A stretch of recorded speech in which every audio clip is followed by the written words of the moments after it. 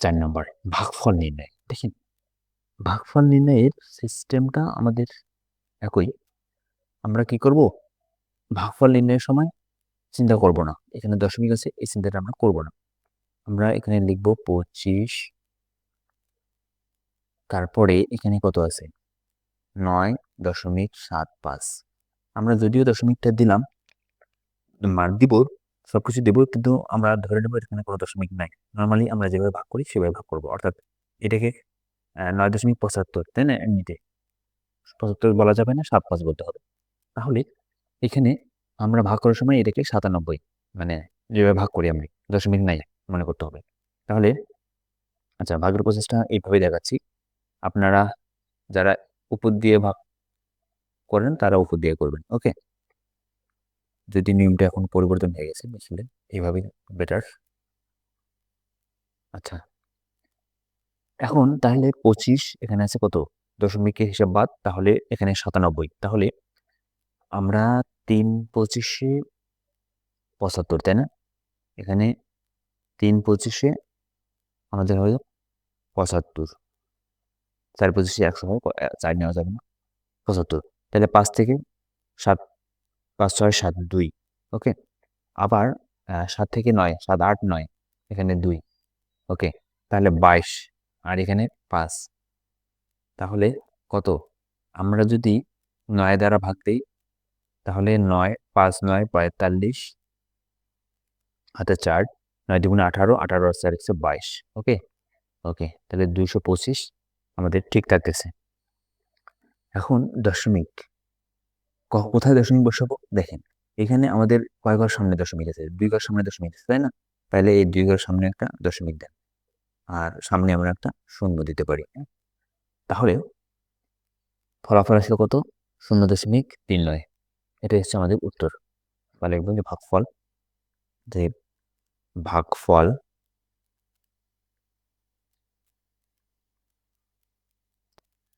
ওকে।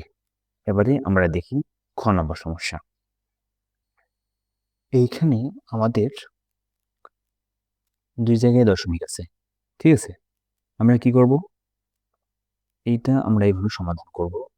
দেখেন ভাগটাকে প্রথমে আমরা এভাবে লিখবো যে 97.17 ভাগ হচ্ছে 0, আচ্ছা দশমিক সামনে আছে, 1 2 3।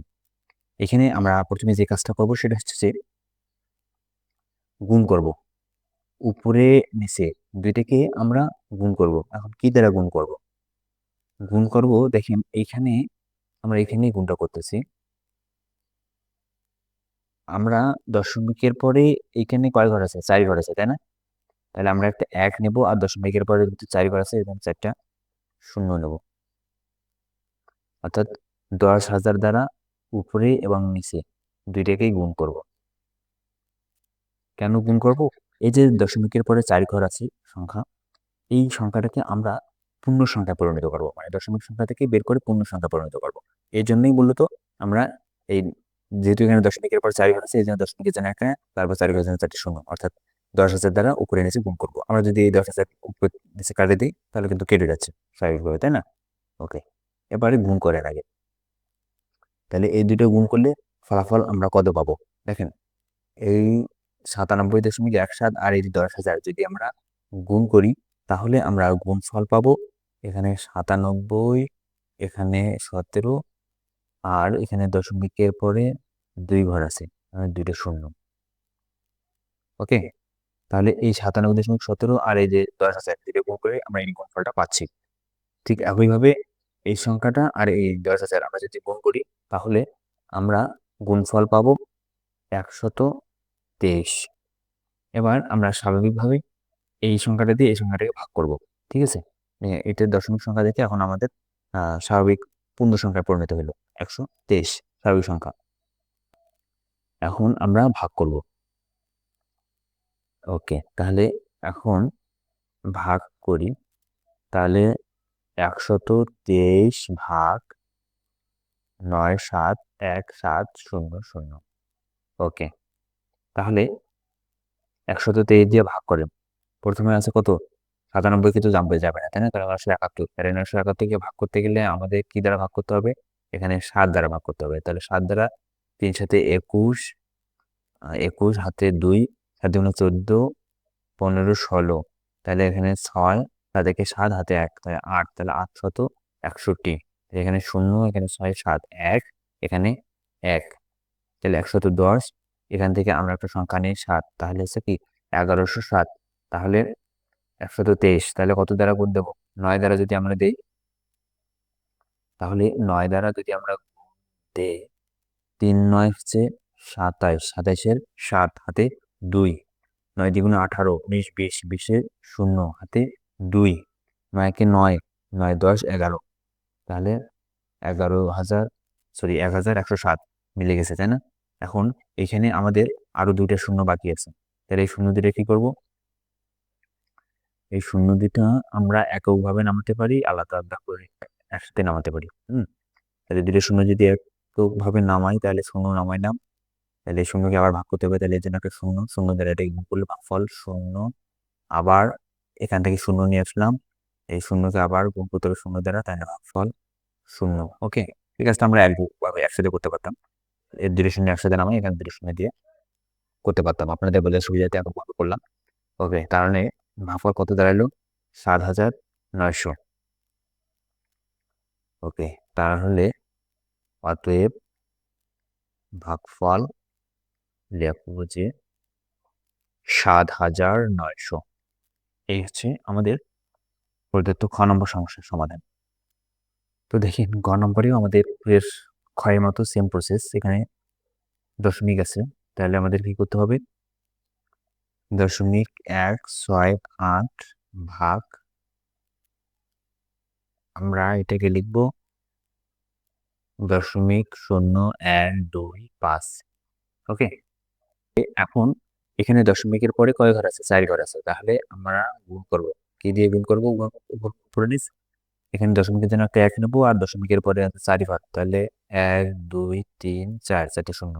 ঠিক একইভাবে নিচেও আমরা এই সংখ্যাটাই নেব।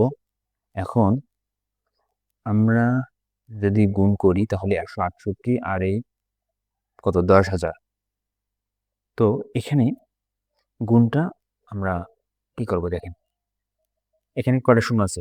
1 2 3 4, তাহলে আমাদের এখানে দশমিকটা 4 ঘরে দিকে সরাই নিতে হবে। 1 6 8, এখানে 3 ঘর আছে, এখানে একটা অতিরিক্ত শূন্য নেই। ওকে, এটা হচ্ছে গুণফল। এরপরে এখানে এই দশমিক এখান থেকে 4 ঘরের দিকে সরাই যান, তাহলে 4 ঘর সরাই দিলে এখানে 1 2 5, সামনে যেহেতু শূন্য, এটার দাম নেই, অর্থাৎ এই সংখ্যা দুটো গুণ করলে আমরা 1680 পাবো, আর এই সংখ্যা দুটো গুণ করলে 125 পাবো। ওকে, এখন আমরা ভাগ করি, তাহলে ভাগ করেন, তাহলে 125 ভাগ 1680, তাহলে ভাগ করলে 125 কে 125, তাহলে এখান থেকে কত পাচ্ছি আমরা? 5 3 8 3, আর এখান থেকে 2 হচ্ছে 2 4, তাহলে হচ্ছে 6। আচ্ছা, এখান থেকে আমরা শূন্য নামাই নিই, তাহলে আমরা এখন এটাকে 3 একে 3, 4 দিলে যাবে না, 3 দ্বারা যদি আমরা দিই, তাহলে 3 5 15 হাতে 1, 3 দুগুণে 6 আর 1 7, আর 3 আর 1 3, 375। তাহলে এখন এখান থেকে আমরা যদি বিয়োগ করি, তাহলে এখান থেকে পাচ্ছি আমরা 5, আর এখান থেকে 4, এখানে আছে 7 এর 8, 8 থেকে আমাদের কত মিলাইতে হবে? 13, 8 5 13, তাহলে 5 হাতে হচ্ছে 1, 3 আর 1 4, তাহলে হচ্ছে যে 55। এখানে 4 মিলে গেছে। এখন আমাদের 55 থাকতেছে, তাহলে আমাদের কি করতে হবে? আমরা এখানে একটা দশমিক নেব, দশমিক নিয়ে এখানে একটা কি করবো? শূন্য দেব, তাহলে হলো 550, তাহলে 125, তাহলে 4 দ্বারা যদি আমরা গুণ দিই, তাহলে 4 দ্বারা 125কে গুণ দিলে আমাদের গুণফল আসতেছে 500, এখানে আছে 550, তাহলে শূন্য, এখানে 5, 50, 50, এখানে যদি আমাদের দশমিক দেওয়া আছে, এই জন্য আমরা আর একটা শূন্য নিতে পারি, তাহলে 500।